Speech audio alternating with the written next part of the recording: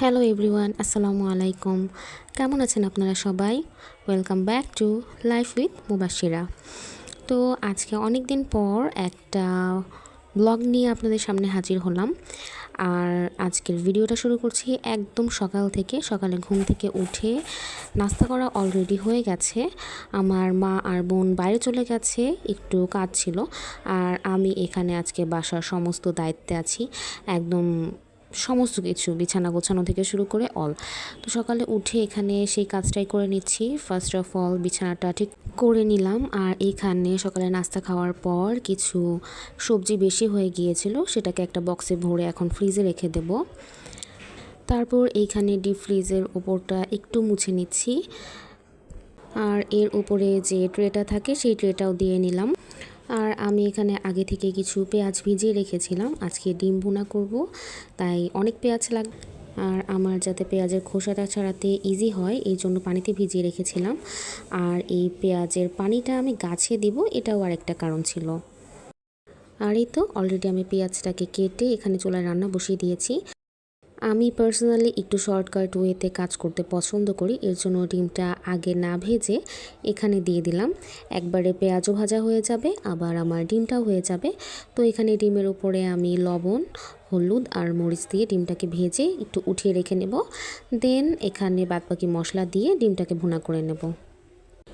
এখন আমি চলে এসেছি এখানে চাল ঢালার জন্য। বাড়ি থেকে রিসেন্টলি আমাদের চাল নিয়ে আসা হয়েছে। এতদিন ড্রামটা খালি ছিল না বলে বস্তাতেই ছিল, আর এখন ড্রামটা খালি হয়েছে, তাই আমি ভাবলাম আমি চালটাকে ঢেলে ফেলি। বাট চালটা ঢালার সময় আমি একটু টেনশনে ছিলাম যে আমি ঢালতে পারবো কি না, আবার পড়ে টরে যায় কি না, যেহেতু একা বাসায় আছি। বাট আমি চালটা ঢালতে ফাইনালি সাকসেসফুল হয়েছি। দেন আমি যখন এখানে গাছে পানি দিতে আসি অ্যান্ড সি হোয়াট, এই গাছটা উপর থেকে পড়ে একদম মাটি চারিদিকে ছড়িয়ে ছিটিয়ে রয়েছে। টবের একটুখানিও ভেঙেছে, বাট গাছটার সেরকম কিছু হয়নি। এখন এই গাছের মাটিগুলোকে উঠিয়ে এটাকে পানি দিয়ে এটা যেই জায়গায় ছিল সেখান থেকে আমি চেঞ্জ করে রাখবো, কারণ এইভাবে পড়তে থাকলে দেখা যাবে অন্য গাছের উপরে পড়লে গাছের ডালগুলো ভেঙে গেছে আর এই গাছটাও পুরোপুরি নষ্ট হয়ে যাবে। দ্যাটস ওয়াই এই তো মাটিগুলোকে এখন সুন্দরভাবে উঠিয়ে গাছটার মধ্যে দিয়ে দেব। আর এখানে আমি এই বোতলটার মধ্যে যে পেঁয়াজের পানিটা রেখেছিলাম সেটা দিয়ে দিচ্ছি। অনেক জায়গায় সার্চ করে দেখেছি এরকম পেঁয়াজের পানি নাকি গাছের জন্য খুব ভালো, দিলে গাছে পোকামাকড় হয় না, তার জন্যই এই পেঁয়াজের পানিটা দেওয়া। আর এই যে গাছটা আরেকটু উপরে ছিল আগে, সেটাকে নিচে নামালাম এবং একটা রশি দিয়ে এটাকে সুন্দরভাবে বেঁধে দিয়েছি। আর এই যে দেখুন আমার বেলকনিতে কি সুন্দর আলামান্ডা ফুল ফুটেছে, অনেকগুলো কলি এসেছে। আর এই যে এখন এই গাছটাতে ফুল হওয়া শুরু হলো। মোটামুটি অক্টোবর নভেম্বর পর্যন্ত এই গাছে ফুল হতেই থাকে। তো অলরেডি আম্মু বাসায় চলে এসেছে, আমার বোন এখনও আসেনি, ও বাইরে আরও কিছু কাজ আছে সেগুলো করে আসবে। আর এখানে আম্মু আসার সময় নিয়ে এসেছে এই বাদামগুলো। দেন এখানে আরও কী কী এনেছে আমি সেগুলো দেখছিলাম। এখানে ছিল কিশমিশ, কালকে বাসায় আমাদের কাজিন আসবে, তো তাদের জন্য আমরা একটু পায়েস বানাবো, সেই জন্য কিশমিশ বাসায় ছিল না, তাই সেটা নিয়ে আসা হয়েছে। দেন ছিল পপকর্ন, তারপর এখানে ছিল মাসকলাইয়ের ডাল, তারপর এখানে আমাদের কিছু রেগুলার প্রোডাক্ট শেষ হয়ে গিয়েছিল। এখানে ছিল একটা বডি স্প্রে। দেন এই প্যাকেটে ছিল এখানে একটা পকেট পারফিউম।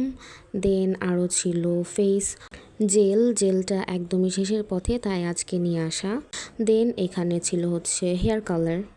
সবগুলো জিনিস সুন্দরভাবে গুছিয়ে নিয়েছি, এখন আমি চলে যাব শাওয়ার নিতে। আর এই যে এটা ছিল আমার ডিম ভুনার একদম ফাইনাল লুক। তারপর অলরেডি এখানে আমরা লাঞ্চ করে নিয়েছি। আর আমার বোন আসার সময় এখানে নিয়ে এসেছিল ভাইরাল ডিসকন। কয়েকদিন ধরেই আমরা দেখছিলাম, তারপরে ভাবলাম যে আজকে অবশ্যই ট্রাই করব। তো ট্রাই করা হয়ে গেল অ্যান্ড আমার কাছে টেস্টটা ভালো লেগেছে। তারপর সন্ধ্যার পরে স্টুডেন্ট পড়িয়ে আমি এখানে স্বপ্নতে চলে এসেছি। হালকা পাতলা কিছু গ্রোসারি জিনিস নিতে হবে বাসার জন্য, সেগুলো নিয়ে নিচ্ছি। এই যেমন চা, কফি, এখানে ছিল জিরো ক্যাল, তারপরে কিছু টয়লেট্রিজের জিনিস প্রয়োজন ছিল এগুলো নিয়ে বাসায় চলে যাব। যেহেতু আপুরা আসবে কালকে, তাই একটু প্রিপারেশন আছে, সেগুলোও এখনই করব। তো সাথেই থাকুন, ভিডিওটা কিন্তু আরও লম্বা হতে চলেছে।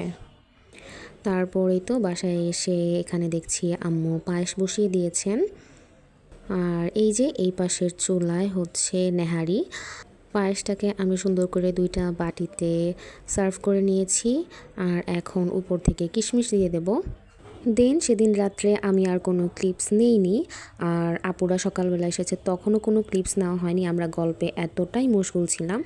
আর এখানে চলে এসেছি একদম দুপুরবেলা। এখানে দুপুরের মেনুতে ছিল পোলাও, গরুর মাংস, কলিজা ভুনা, ভেজিটেবল রোস্ট, সালাদ। এই তো আপুরা অলরেডি চলেও গিয়েছেন। আসলে আমরা একসাথে হলে এত পরিমাণে গল্প করি যে ভিডিও নেওয়ার কথা মাথায়ও থাকে না তখন। আর আপুরা চলে যাওয়ার পর এখানে যা যা থালা বাসন হয়েছিল আমি সেগুলোকে এখন ক্লিন করে নিচ্ছি। অর্ধেক আমি করব, অর্ধেক আমার বোন করবে, এভাবে মিলেমিশে করে নেব। এই তো এইখানে সবগুলো প্লেট বাটি ধোয়া হয়ে গেছে, এগুলোকে এখানে শুকাতে দিয়েছি। শুকিয়ে গেলে এগুলোকে শুকেজে উঠিয়ে রাখবো। এখানে আমি হালিম রান্না করেছিলাম, যেটা আমরা আর কেউই খাইনি। এটা একদম ইনটেক রয়ে গেছে। আর এই পাশে খাবার দাবার যেগুলো বেশি হয়েছিল সেগুলোকে বক্সের মধ্যে অলরেডি নিয়ে নিয়েছি। এখন এগুলোকে ফ্রিজে উঠিয়ে রাখবো। আর এই যে এখানে একটুখানি পায়েসও বেঁচে গেছে এই বাটিতে। এখন দুইটাকে একসাথে করে নেব, একসাথে করে ফ্রিজে রাখবো, নয়তো ফ্রিজে একদমই জায়গা হবে না এতগুলো জিনিস। আপু আসার সময় এখানে আমাদের জন্য মিষ্টি আর আম নিয়ে এসেছিলেন। এই আমগুলোকে এখন একটা প্যাকেটে ভরে নিয়েছি, ফ্রিজে রাখবো এগুলোকে, কারণ ঠান্ডা ঠান্ডা আম খেতে খুবই মজা। আর আজকের ভিডিওটা তাহলে এই পর্যন্তই। দেখা হবে আরেকদিন অন্য কোনো ভিডিওতে। তো আজ এই পর্যন্তই। আল্লাহ হাফেজ, আসসালামু আলাইকুম।